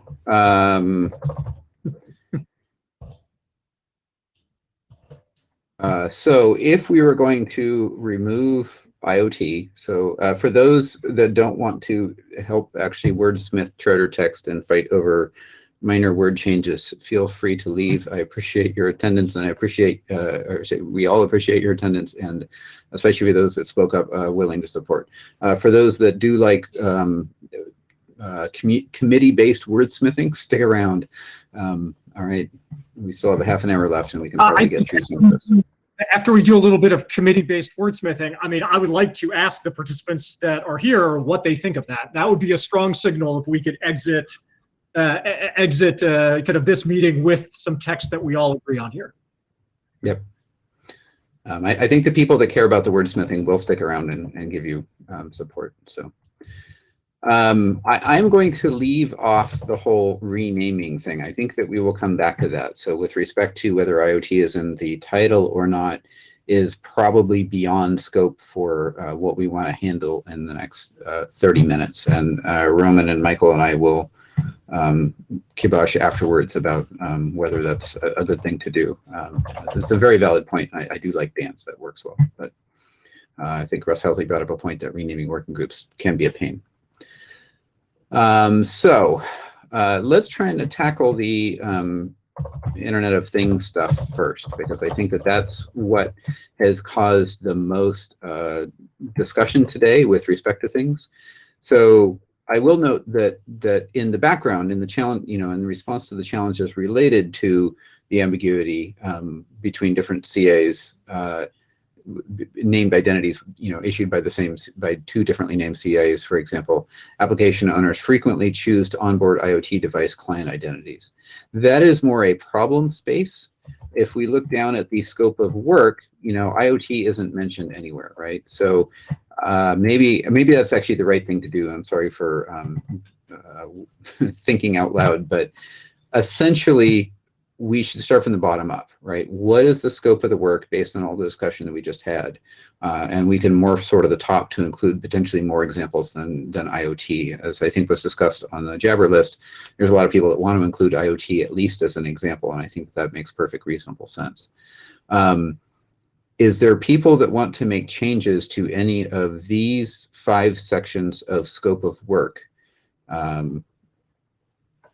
Right, so we actually, the scope of work is actually pretty close to, I think, what we agreed upon, right, which is client authentication. Ben says keep as is. Thank you, Ben. Anybody else that thinks there are pieces of this that are wrong, broken, too specific, or too wide? I think, Wes, if you want to work this way, then I think you need to ask if we need to have an IoT specific deliverable. You want to even go further down. The thing that I would imagine is having to find how to do all the TLS and how to do this other things that someone might wish to write an applicability statement, or maybe it's almost an architecture that basically captures the solution space that was examined by the taxi situation. That's a good point. So maybe the architecture document, which has always been somewhat nebulously defined, right? So, Michael, is there any words, that we should add to architecture? Besides architecture, are we looking for framework examples? I'm blanking on sort of the right text there. We could, write into the title here, architecture for, and then, we've listed SMTP and IoT, and maybe that doesn't belong into this.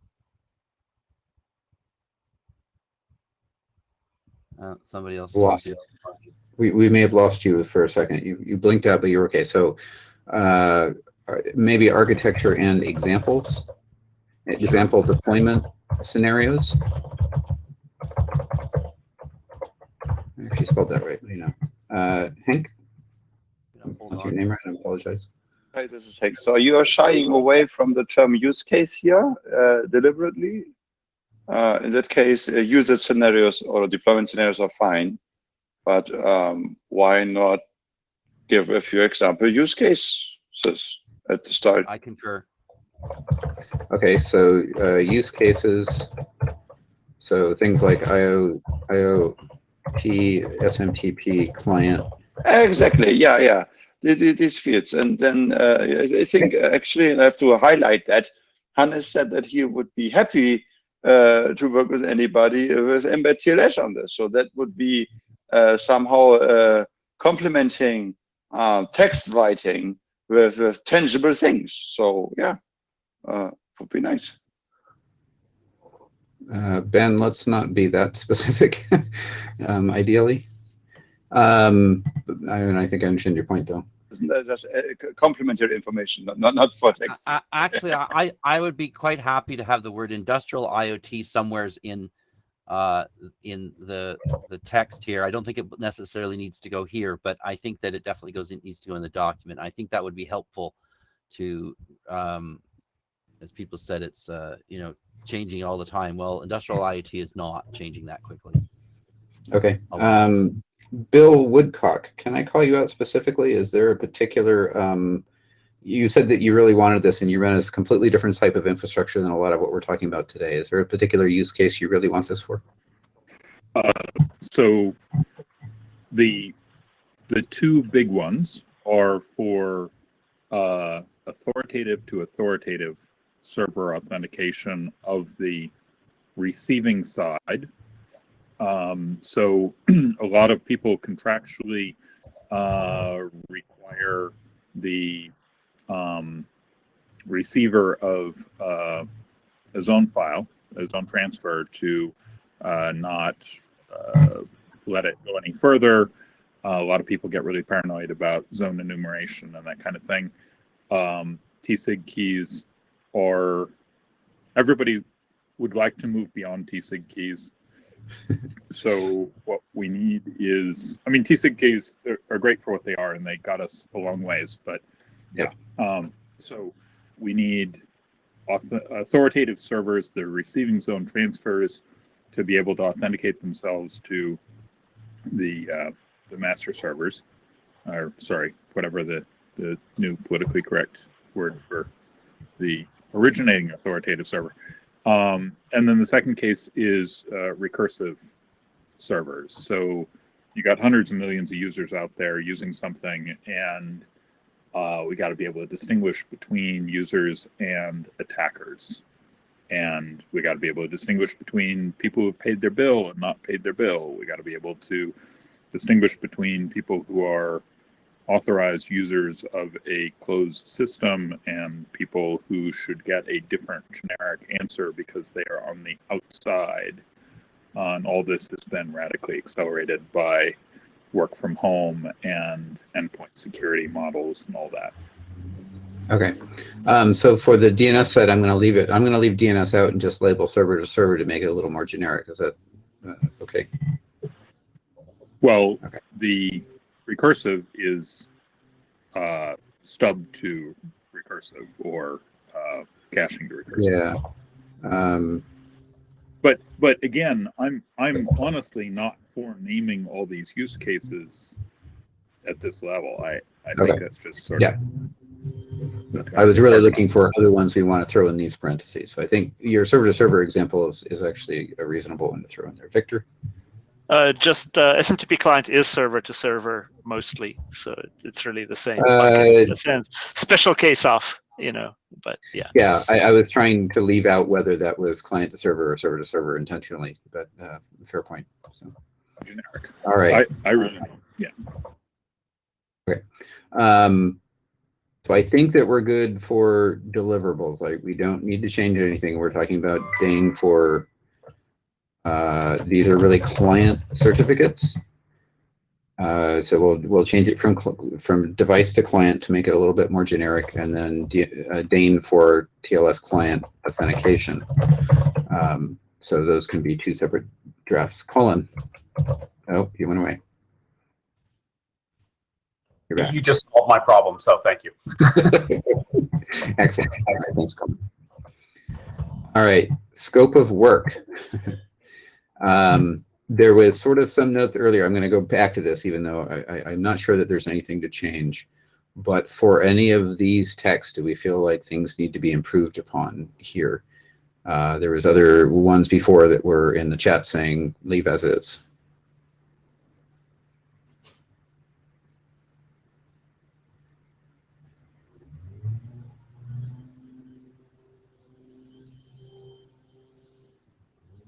Okay, I don't.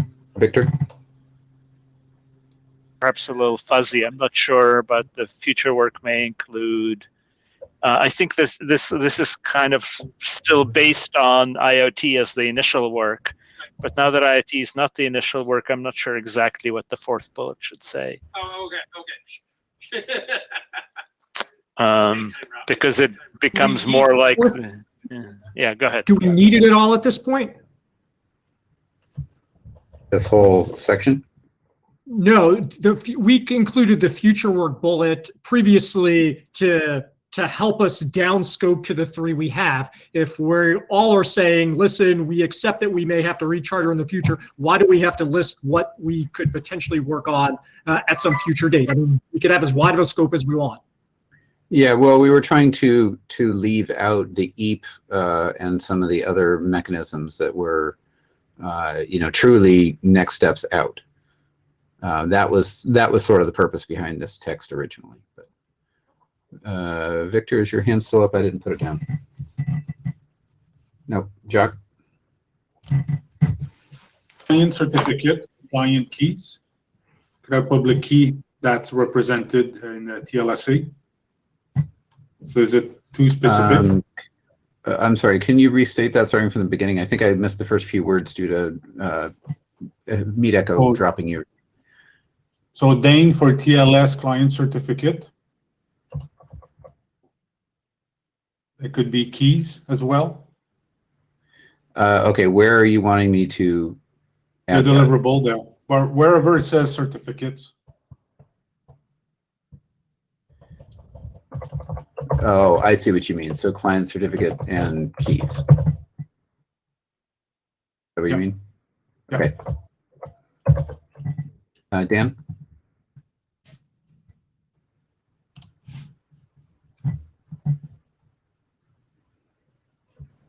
Sorry, can you hear me? Yep, now we can. Okay, thanks.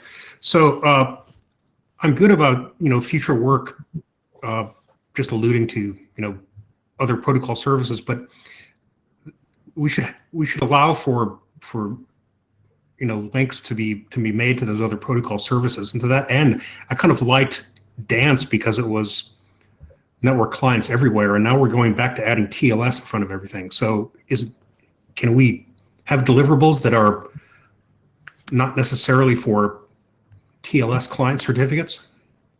So I think, Roman will hopefully back me up here. There is a certain amount of, if we try and reframe how to do all object signing, we'll end up spinning for a long time. And that doesn't mean that we can't reuse things. But so my personal belief is that wide of a charter where we just say we're going to authenticate any client to any server is a much more challenging problem to get wide agreement on, and that we should start specifically with TLS clients, because that's how Dane was designed. If we want to go back and do DNS object verification more generically, that's no longer Dane, right? Dane was specifically for TLS.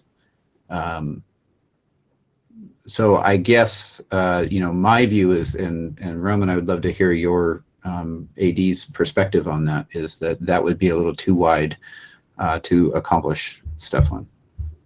Yeah, I just put it in the charter. In the chat. I agree. I mean, I have a strong preference for us to consider something beyond TLS as a recharter exercise, not for the MVP right now.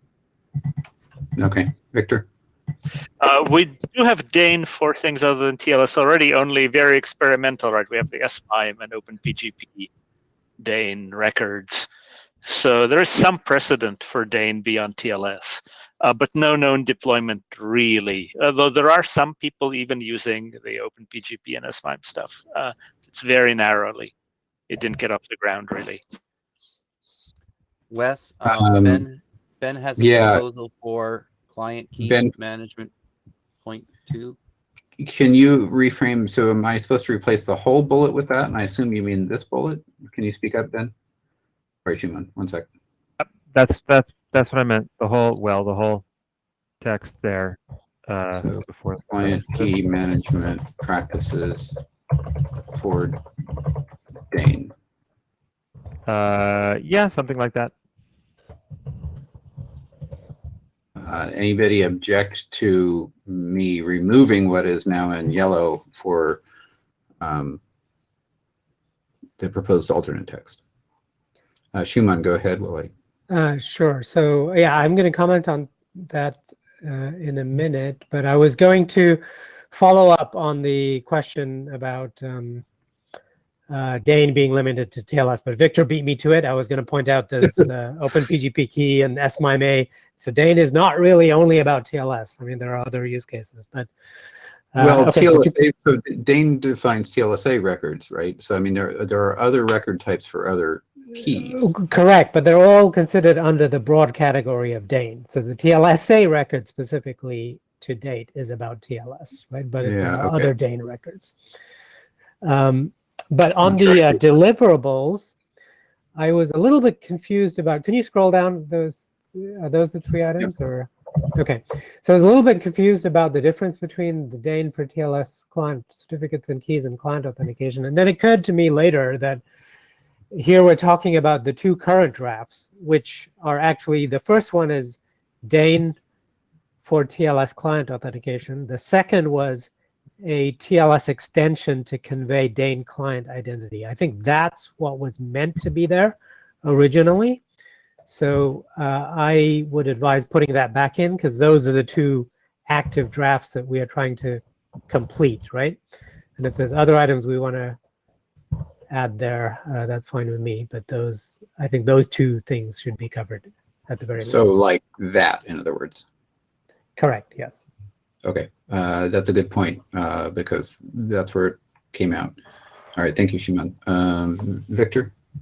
I think actually the third item should be reverted, right? We have because now we've lost the Dane client auth publishing in DNS and the like, right? So we have the client extension. No, but also the separate draft is in fact specifying how to publish. Is that what you mean by key management practices? To me, key management practices sounds like, lifetime and rollover rather than where it's published and how it's mapped to DNS. So, and that's separate from the TLS extension, right? So I think the bullet that you just changed earlier was covering, how to publish client-side TLSA records, essentially. And the TLS extension is a separate piece of work. I do hesitate to actually be very prescriptive about what pieces go in what documents at this point, but I recognize that that's sort of what we've put down. I guess I'll let Ben speak before I give my thoughts. Well, but you have only a TLS extension, but there's nothing covering the work to publish client key bindings in DNS. Where is that? That would be in the client key management sections. But the question is where does authentication go? Right. So just rename client key management, because to me key management sounds like rollover and the like, not actually publication and naming and and all of that fun stuff. Yeah. Okay, so Ben? if I could quickly jump in, I just want to follow up on Victor's point. So the two drafts, the thing that Victor was pointing out is the original two drafts the first one was TLS client authentication via Dane TLSA records. That showed you how to publish client Dane TLSA records and use TLS to authenticate Dane clients. And the second was the TLS extension. So those are the two of the work items that we were originally planning to do. So the client key management practices, I think this is an additional item that Ben just proposed or someone just proposed, right? So we could add that in there, but I think the first two items that Victor pointed out have to be in there. So the point being is that the first one was supposed to be publishing Dane records in DNS for clients, and the second one was a TLS extension to provide those names to servers. So that's the dumbed down text of what we're trying to accomplish, if I've followed everything correctly. Yes, but I think the second item is a little bit misnamed because we don't talk about client key management practices in the TLS client authentication draft. Yet, so remember, this is working group forming, meaning we may change, the scope of the original proposed drafts according to the needs of the working group. So, Ben, okay. I'd love to hear your thoughts, Ben. Ben Schwartz. So I was just trying to reframe this line about device keys in a way that seemed to, I was trying to capture the intent behind that framing, but I may not have understood what the intent was. So for what it's worth, I think, now I think both of them are misnamed. I think probably we need a deliverable for how to publish Dane TLSA records. Let's be specific for clients. I think that's a deliverable. Not proposed replacement text, but that's fine. The TLS extension we're talking about is not required, right? Like the existing Dane as it exists today is totally sufficient. You don't need a TLS extension. The TLS extension is an optimization or possibly applicable in certain cases if you believe that the other endpoint can't do its own DNS lookups. And it's not client specific, at least not unless the draft has changed. It's actually equally applicable in both directions. or the other endpoint is being man in the middle. Right, it's a recovery mechanism from that. Well, so okay, the other endpoint is not able to. It avoids some denial of service attacks, I guess you could say. But that's not the main point from my perspective. So Okay. I think I think the things we actually want, yeah, the client key management thing. That was just me reading what I thought the charter said before. Generalized past, not for IoT. Okay. So I think that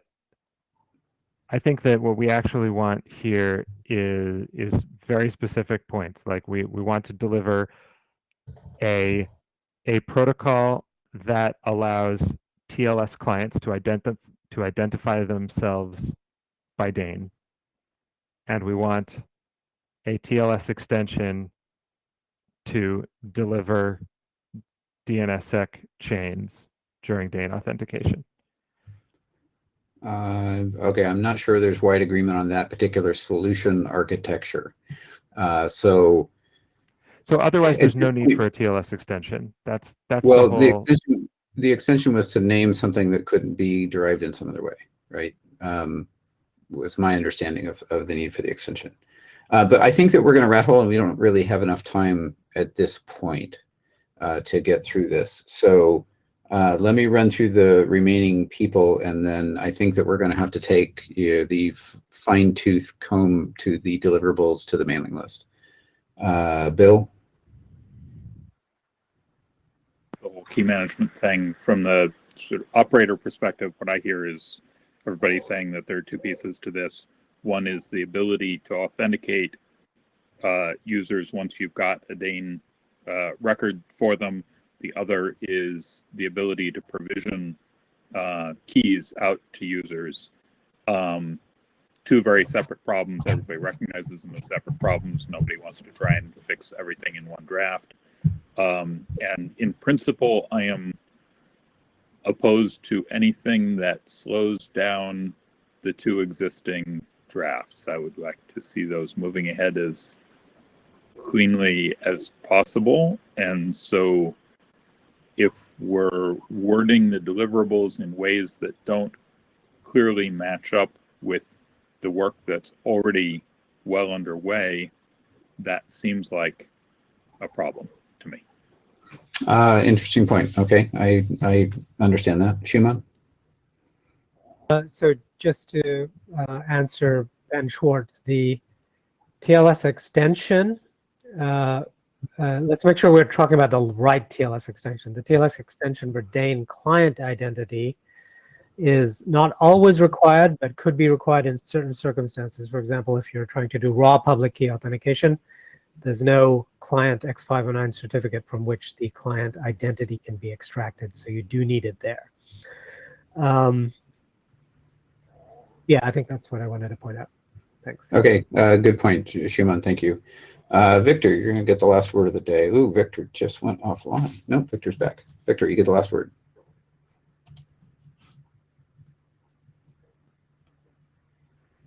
Victor may get the last word. He has 2 minutes to fix his microphone issues.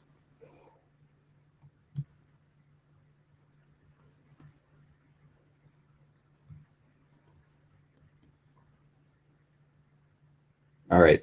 Well, hearing not Victor, I think we made a lot of progress, on the charter, even in the last half an hour. But clearly, we need more to be done. For the working group mailing list, we need concrete suggestions, not complaints, for what needs to be changed in the charter. So we will do a last round of charter bashing on the mailing list. Thank you all for coming, but we please, if you're going to talk about the charter, Please give specific proposals on what you need to change. We have edited this charter for far too long at this point, and the only way to make forward progress is not through complaining what is or good or bad, but rather this is what my proposed change is. So we'll take that to the mailing list. Thank you all for coming. Thank you, Michael, for maintaining all of the more silent parts of this meeting, and thank you, Roman, for overseeing this conclusion of the BOF series that is known as Danish. Goodbye, everybody.